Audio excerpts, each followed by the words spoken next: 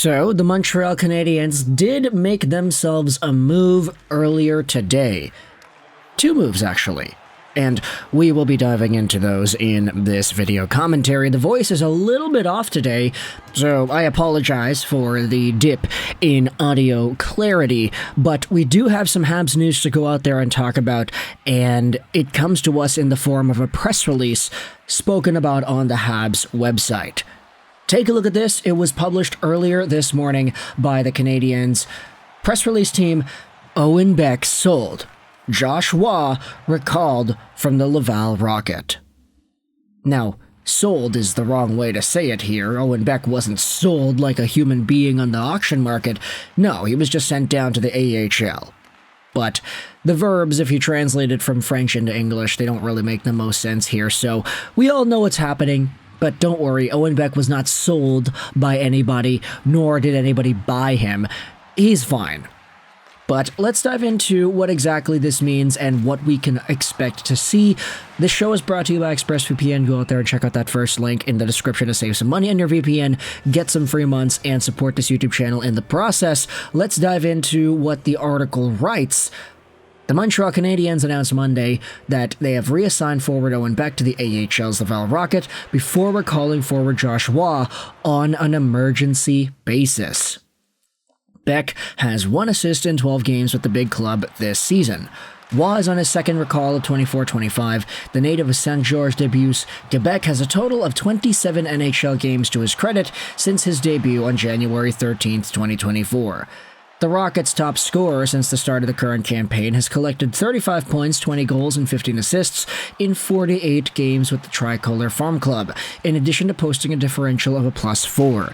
The Canadiens are currently in Vancouver, where they face the Canucks on Tuesday at 10 p.m. Eastern Standard Time. So, Beck is down, Waugh is up. Where exactly does this leave us, and why exactly could we be seeing this? You can say that with the placement of Alex Newhook on center, there isn't necessarily a big need anymore for a guy like Owen Beck to be manning that center position too. So if you wanted to just rotate through your guys, you wanted to give guys some extra chances, you don't necessarily think that Beck is fully ready to take that next step just yet, which, I mean, it's totally fair. The guy's still 21 years old after all.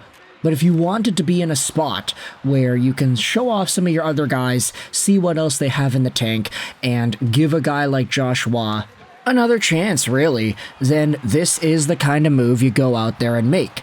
Send a guy down, call the guy back up. Josh Waugh, to his credit, has been playing really strong, productive hockey in the AHL this season, also at only 21 years old. They're the same age, mind you, Owen Beck and Josh Waugh.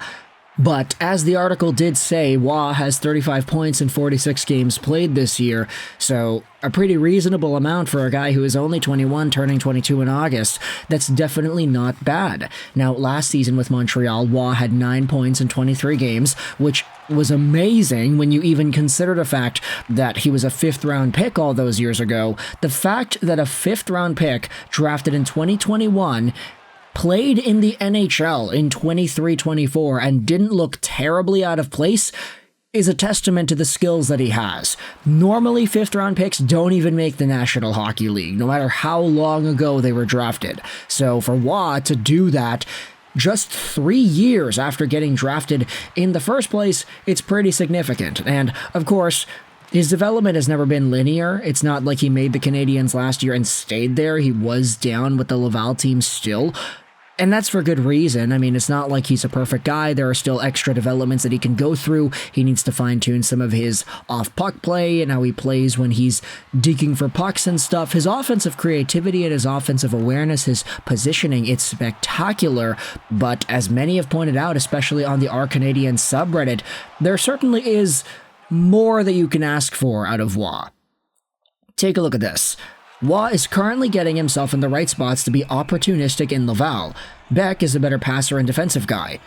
I still find Waugh to be a bit lazy in puck retrieving in corners and just skating. Not a lot of team contributions there, quote-unquote. I say watch for him floating and waiting, but we need a lot more scoring, so let's go Waugh. Yeah, it always felt like Waugh could give more than he does on the ice. he does seem very opportunistic, mostly floating around until he gets the puck, at which point he usually makes a good play. He's very skilled, but doesn't make the most of it. And I like the fact that these comments are going out there and acknowledging this part about Waugh's game, because that is exactly why he went in the 5th round in the 2021 draft in the first place. Might I remind you, there was a lot of hype for Josh Waugh back in 2019-ish, because he was the first overall pick in the QMJHL draft. He was so dominant in the AAA scene, so a lot of folks thought that this guy was going to be an elite NHL caliber prospect.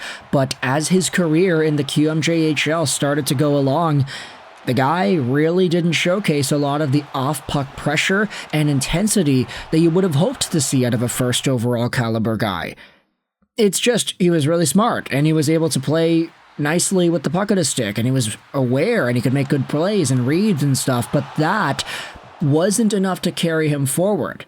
He slipped so far in the draft rankings, and there were already documented issues with him in certain QMJHL teams, so it definitely wasn't the same squeaky, peachy clean profile you would expect out of a first overall QMJHL draftee, and he didn't get drafted highly because of it, despite the skill that he displayed.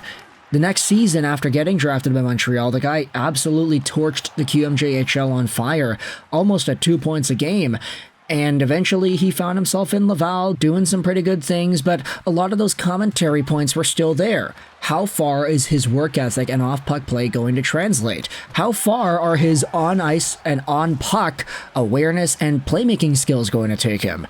You can be a fantastic playmaker and make an NHL team, but if you can't play off the puck, you're not going to stay there. That's kind of the tale old time that we are starting to see present itself more and more, especially this year in the National Hockey League. So my question is, where exactly is Waugh going to play? How is he going to fit on this team? And look, to end off this video, we'll go over some more positive Canadiens news, because I get it, it's still kind of negative to go out there and question the legitimacy of Josh Waugh and his overall profile. But if you head over to the NHL's website, take a look at this. It was posted earlier this morning. It's the NHL's Calder Trophy Tracker.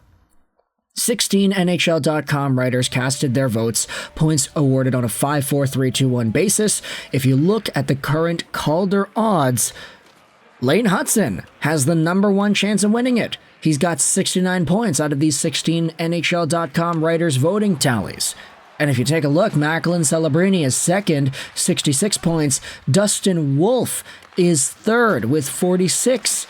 Zet Matvey Mishkov is down there at 4th overall with 41 points. The only other guy to have received 9+ points in this voting is Logan Stankoven. So even though it's a tight race at the top, Hutson and Celebrini, they're both right there neck and neck for the Calder Trophy this season, according to NHL.com writers. So we'll take a look. We'll have our eyes peeled. We'll see whether or not Hutson or Celebrini can win the Calder Trophy this year. The Montreal Canadiens haven't had a Rookie of the Year in goodness knows however long it's been. Somebody does probably know it, but I'm not educated enough, so I don't really have it. But still, this is going to be exciting to pay attention to the Calder Trophy race as it continues. I remember my favorite season was that 17-18 season where Brock Besser was going out there and torching the league, and he ended up losing the Calder to Matthew Barzal, who had 80+ points on the year because John Tavares was feeding him, and he was getting secondary assists every single night. But either way, we'll see what happens with this Hutson-Celebrini debate 1 decade after that Besser-Barzal situation. Let me know your thoughts in the comment section below about Owen Beck getting sent down, Josh Waugh getting recalled, and Lane Hutson being the front runner for the Calder at this point in the season. I hope you enjoyed this video. And bye.